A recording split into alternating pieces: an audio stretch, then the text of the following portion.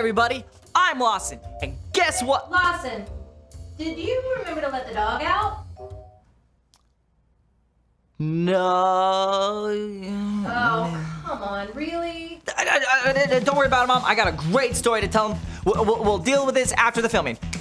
Right, so I'm Lawson, and I've got this great story to tell you that is not about forgetting to let the dog out of the house. Nope, this story is about my friend Keisha's cousin, Mallory.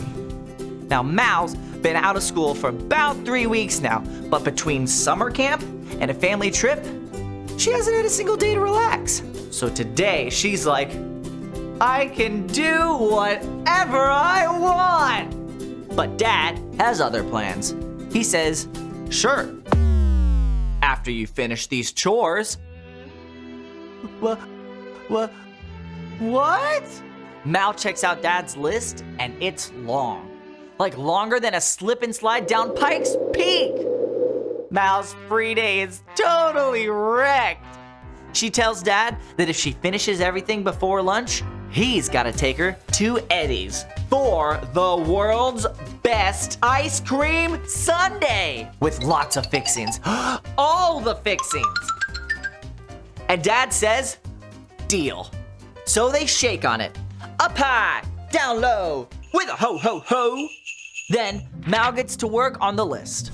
First up, vacuum the upstairs. Mal starts with her own room. It's going great until she accidentally sucks up a bunch of her hair ties and a giant feather boa. Dad! While Dad tries to fix the vacuum, Mal moves on to the next thing. Wash your dirty laundry. So Mal sorts her clothes into whites and colors and ones with cute little hearts on them. But after she adds a giant cup of soap, she discovers it was supposed to be a tiny cup of soap. She panics. No.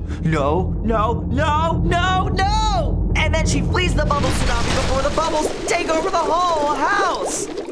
While Dad's popping all those bubbles, Mal tries to take out the trash. But that doesn't go well either. Mal's entire day is ruined. And when Dad comes in, Mal says, go ahead, yell at me. But Dad just asks, wanna go get ice cream? Mal's like, really? And Dad says, of course. You did your best, and I'm proud of you. Because he loves Mal, whether or not she gets things right. And they have the best time hanging out and eating ice cream. With bubbles. Ooh, that was a small one. So kids, when you vacuum, always focus on what you can see. But remember that faith is trusting in what you can't see because of what you can see.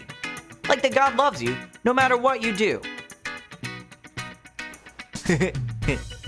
Ooh, hey Mom, you know what? I am gonna go walk Fluffy right now. Don't worry about it. I got it. Thank you. Bye guys. See you next time. Yes, Fluffy, where are you? Come here, I got both.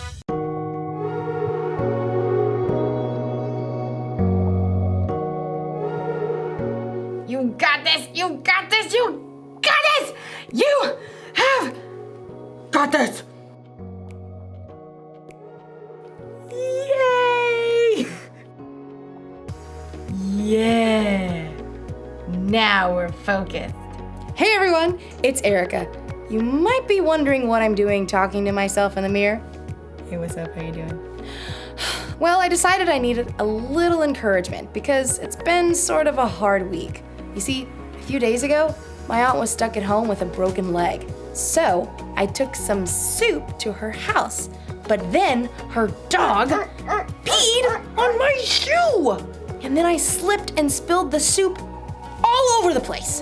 And then the next day, I was walking home from the library and a car drove through a puddle next to me and splashed water all over me and all over my library book. Are you kidding me? Then, yesterday, I tripped over a sleeping cat and I fell into a prickly rose bush. Ow. So, it's been one of those weeks. And I'm trying to encourage myself to have a better day. But it's going to take faith. Faith is trusting in what you can't see because of what you can see. So Even though I still have a few scratches from yesterday's catastrophe, I have faith that today will be better. See? It's better already! Today's story is all about some people who are having a bad week. Actually, several weeks. And okay, maybe they had bigger problems than spilled soup, a wet library book, and a thorny rose bush. But my week was still pretty bad. I'll see you when the storm passes. That'll make sense after the story. The Bible. It's 66 books of history, stories, letters, and poetry that fit together to form God's one big story. The epic adventure of how He created us and loves us so much that He made a way to rescue us. As we travel through the Bible, from Genesis to Revelation, we discover people who met God and found their lives changed forever. Now, for an amazing story, inspired by the book of Acts, chapters 27 and 28. Paul faced many difficult days because he taught so boldly about Jesus. He was beaten, made fun of, thrown into jail, and run out of town. At last, in Jerusalem, Paul was arrested by Roman soldiers after a mob tried to kill him. He speaks against our law! Get rid of that guy! Paul paced in his prison cell. The Lord stood next to him. Be brave. You have told people about me in Jerusalem. You must do the same in Rome. Because a group of Jews were plotting to kill him, Paul was taken to the governor in Caesarea. From there, he was ordered to Rome to stand trial before Caesar. Then, he was handed off to a Roman commander for the sea journey. I am Julius of the Imperial Guard. I am very imperious, but also a reasonable human being. Glad to hear it. Julius allowed Paul to visit with friends as they stopped at the port city of Sidon. From there, they sailed around Cyprus, transferred to a ship from Egypt, carrying grain to Italy.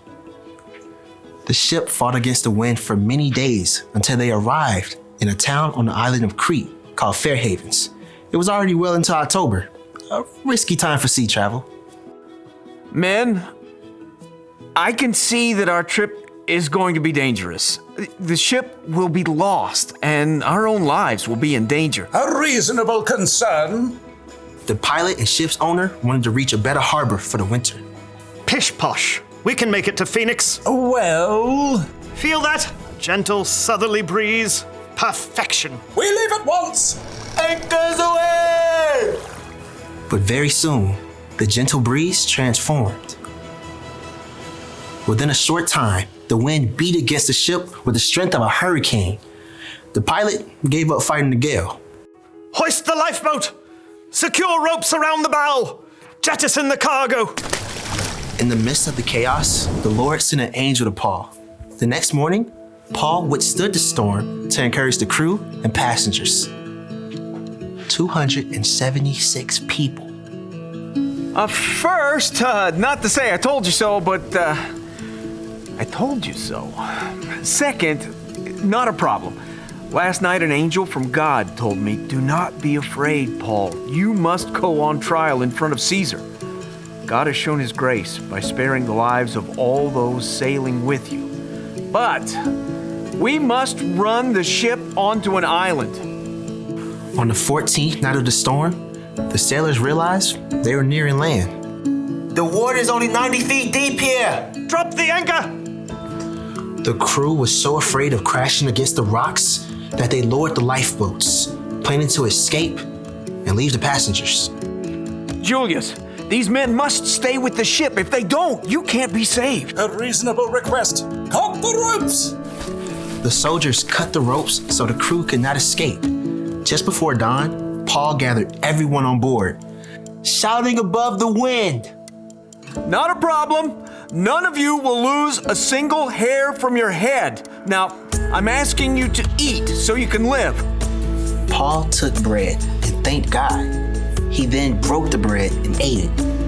Everyone was filled with hope while they had some food to eat as the gray morning dawned. There's the beach. Lift the anchors and we'll run her aground.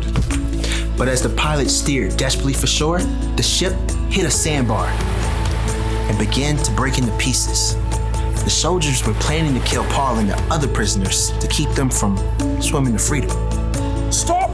Don't hurt them! Paul must live! Everyone overboard! Swim to land or grab a piece of the wreckage! Miraculously, everyone made it to shore, just as God had promised. Welcome to Malta. The people of Malta were unusually kind as they built a fire to welcome this large group of wet and stranded visitors. I'll fetch some more firewood. Paul tossed sticks into the fire. Then, a deadly snake slithered out and sunk his teeth into Paul's hand. This man must be a murderer. The gods won't let him live. Not a problem. Totally fine. Paul simply shook the snake into the fire. When the people saw he was unharmed, they decided he was a god. Publius, a chief official, welcomed Paul and the others into his home. Take whatever you need. Paul discovered that Publius' father was very sick, so he prayed. Jesus, please, heal this man. Publius' father was made well. All the sick people on the island flocked to see Paul, and they too were healed. Paul had so much respect on Malta that when it was time to leave, the people of Malta gave him all the supplies they needed. Bon voyage! At long last, Paul neared Rome. The believers had heard he was on his way and traveled to meet him. Welcome to Rome. I thank God for you all. In Rome, Paul was allowed to live in his own home, under guard. For 2 years, he welcomed anyone who came to see him. He told Jews and Gentiles alike the good news of Jesus, just as God promised he would. So, a shipwreck is probably worse than tripping on a cat, but a bad week is a bad week. And the important thing to realize is that we all have problems, and we all get to choose how we react to those problems. Paul chose to trust that God was with him no matter what he was going through. You see, Paul understood that God had a bigger plan. Ever since Paul came to know Jesus as God's son, he had devoted his life to telling others about Jesus. And Paul knew that no matter what problems he faced, they were worth it if it helped him spread the good news of Jesus to the world. So Paul didn't necessarily focus on the storm, the shipwreck, and the snake bite like they were problems. Instead, he trusted that God was leading him somewhere. He trusted that God had a plan. And Paul's not the only person who can change focus like that. We can too! When we hope and trust in Jesus, it can change how we look at our problems. That's the one thing to remember today. Knowing Jesus changes the way you see your problems. When you're having one of those weeks, or months, or years, or whenever we have a problem, sometimes the bad stuff is all we can focus on. But when you know that God has a plan and that Jesus is always with you, it can help take the focus off yourself and put your focus on Him. Whenever you're facing tough situations, remembering that God is with you can make it less hard or scary. So don't forget, God has got this. See you next time. Bye.